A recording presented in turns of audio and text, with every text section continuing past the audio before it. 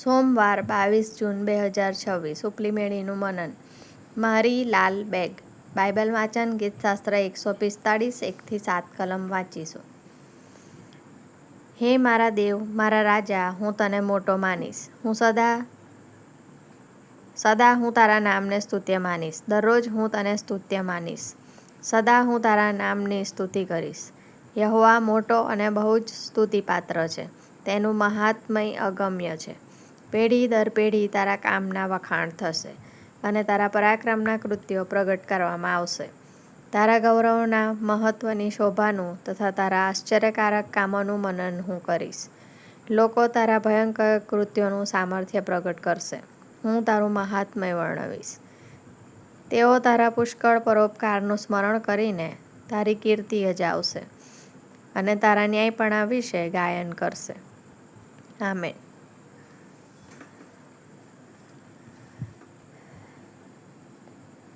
યહોવા મોટા અને બહુ સ્તુતિપાત્ર છે. તેમનું મહાત્મય અગમ્ય છે. ગીતશાસ્ત્ર 145 અને 3.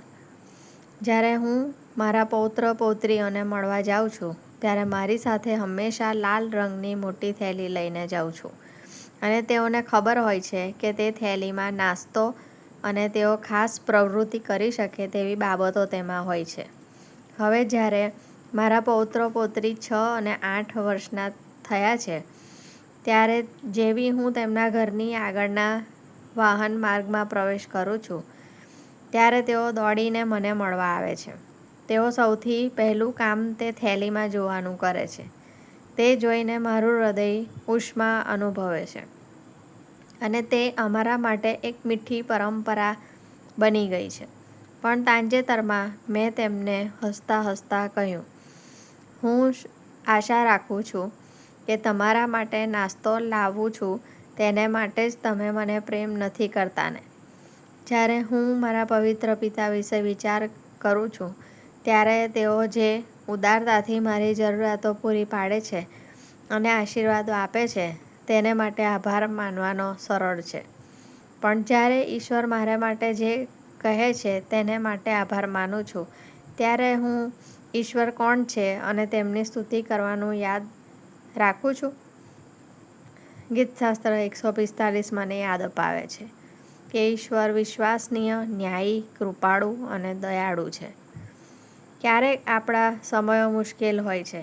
આપણે આપણી પ્રાર્થનાનો જવાબ મળે તેની રાહ જોઈએ છીએ. નિરાશાના કારણે આપણને એવું લાગે છે કે ઈશ્વર આપણને આશીર્વાદ આપતા નથી.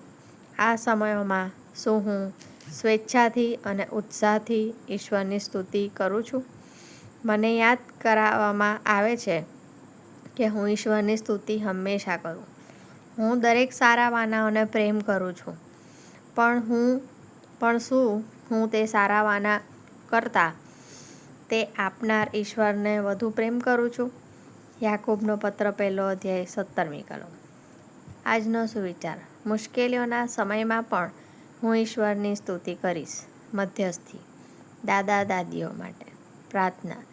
કૃપાળુ પિતા, અમને યાદ રાખવામાં મદદ કરો કે તમે જે આશીર્વાદો અમને આપો છો ફક્ત તેના માટે જ નહીં પણ તમે કોણ છો તે જાણીને તમારી સ્તુતિ કરીએ કે તમારા જેવું કોઈ જ નથી.